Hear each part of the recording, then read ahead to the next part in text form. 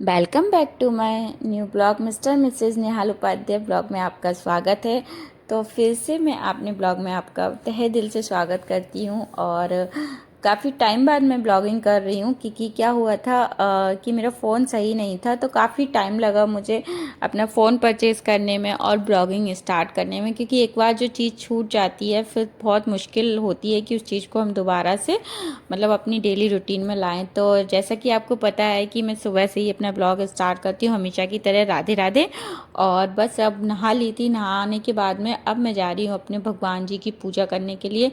और नहाने के बाद में भी इतनी गर्मी हो रही है यहाँ पे मध्य प्रदेश में, बहुत ज़्यादा गर्मी है। आप लोग बताइए आपके शहर में कितनी गर्मी पड़ रही है। बारिश का कोई नामो निशान नहीं है यहाँ पे।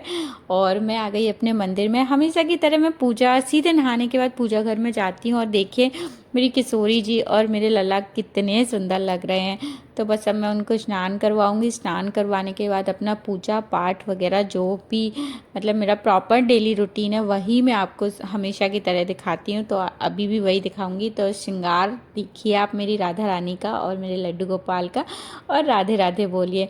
बस उसके बाद हम लोग पहुँचते हैं किचन में। और किचन में जाने के बाद में मेरे यहाँ सब्जी में आई थी तुरैया। अभी इस समय बारिश का मौसम आया नहीं है, लेकिन सब्जियां सारी इतनी महंगी हो गई हैं कि समझ ही नहीं आता क्या बनाओ। रियल में गर्मी के टाइम में तो पता ही मतलब लोग सोचते हैं क्या बनाएं क्या बनाएं, समझ ही नहीं आता क्या बनाएं। तुरैया मेरे घर में ज़्यादा कोई लोग पसंद नहीं करते हैं, और हमारे यहाँ इसे तुरई की सब्जी बोलते हैं। आप लोगों के यहाँ क्या क्या बोलते हैं तो बिल्कुल अपने मुझे कमेंट में ज़रूर बताइएगा। बस अब मैं सब्जी को निकाल मतलब धोकर बस कटिंग कर रही हूँ सब्जी की। और सब्जी काटने के बाद में इसको क्या बोलते हैं फ्राई करूँगी। और बस ऐसे ही सुबह सुबह आजकल उपाध्याय जी भी अब अपने जो जॉब है वहाँ पे जाने लगे हैं। तो मोस्टली अब मैं घर पे अकेली ही रहती हूँ। तो बस अब मेरे ब्लॉगों में आपको ज़्यादातर मैं ही दिखूँगी, क्योंकि वो अपनी जॉब पे निकल जाते हैं अर्ली मॉर्निंग। और आज सुबह मैंने उनके लिए नाश्ते में वेज वेज पुलाव बनाई थी, क्योंकि उनको राइस बहुत पसंद है। मतलब वो दाल के साथ उनको डेली गर्मियों में राइस ही खाना होता है।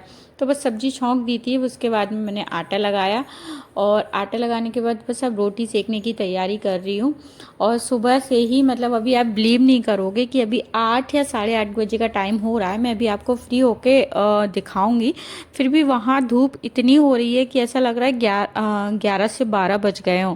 तो बस मुझे भी अपने काम के लिए निकलना था। तो ऑलमोस्ट मैं अर्ली मॉर्निंग सारा काम अपना फिनिश कर लेती हूँ, खाना वाना नाश्ता वगैरह सब कुछ, क्योंकि कोई रहता नहीं है हेल्प के लिए, सब कुछ मुझे ही करना होता है। तो बस जो है फटाफट करती हूँ, क्योंकि लेट करने से कोई मतलब नहीं होता, और भी काम होते हैं जो कि पेंडिंग हो जाते हैं। तो बस फटाफट रोटी सेकी।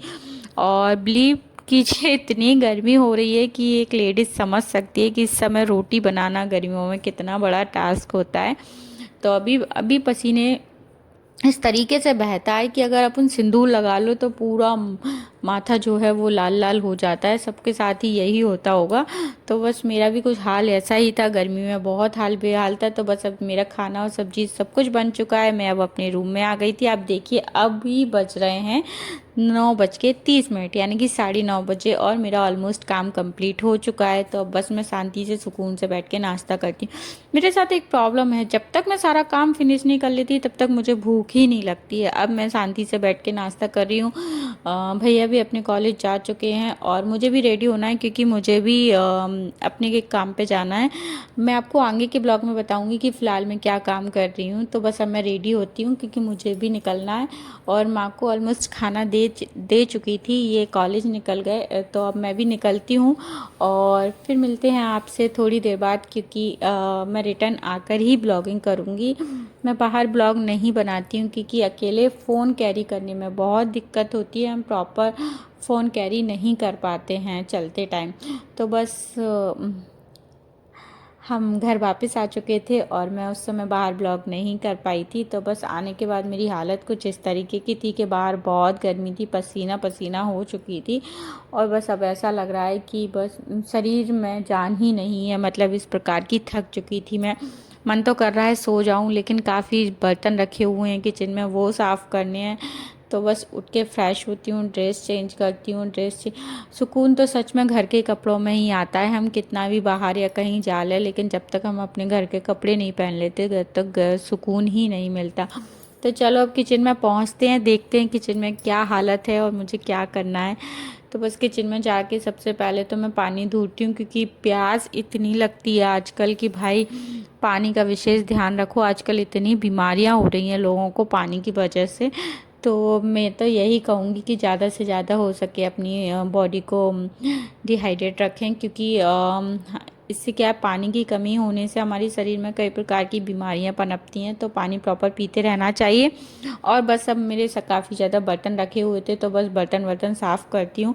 जब हम सुबह सुबह रिदम में काम करते हैं तो काम बहुत इजीली हो जाता है, और जब हम सोचते हैं कि थोड़ा सा रेस्ट कर लो उसके बाद करेंगे, तो मतलब बहुत ही बुरी हालत होती है। रेस्ट करने के बाद काम करना तो बाप रे बहुत ही बुरी हालत होती है। तो बस ऐसा ही कुछ हाल मेरा था, काफ़ी ज़्यादा बर्तन रखे हुए थे, तो बस फटाफट बर्तन साफ़ किए। और लंच का भी मैं लंच नहीं किया, क्योंकि उपाध्याय जी आ जाते हैं जब भी हम साथ में लंच करते हैं। बाद बाकी अभी भैया भी कॉलेज से नहीं आए थे, तो देखते हैं वो लोग कब तक आते हैं, क्योंकि उनके तो असाइनमेंट चल रहे हैं, तो कोई प्रॉपर भैया का टाइम नहीं है। लेकिन ये ज़रूर 2:30 तक, मतलब 2:30 बजे तक ये आ जाएंगे। तो जब तक मैं बाकी सारे काम अपने फिनिश कर लेती हूँ, बर्तन वगैरह साफ़ कर लेती हूँ। थोड़े से राइस बच गए थे सुबह के, तो वो रखे हुए थे, मैंने सोचा उनको भी निकाल के रख ही देती हूँ, उसके बाद ये भी साफ़ हो जाएंगे।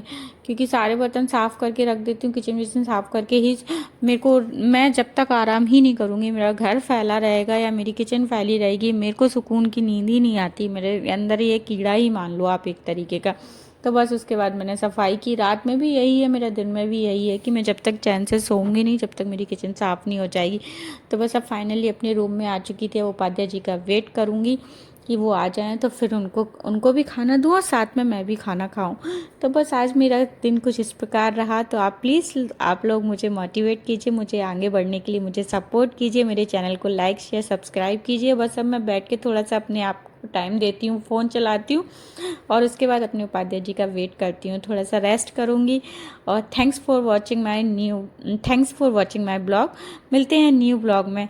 और बस इसी प्रकार मेरे चैनल को लाइक कीजिए, सब्सक्राइब कीजिए और शेयर कीजिए। थैंक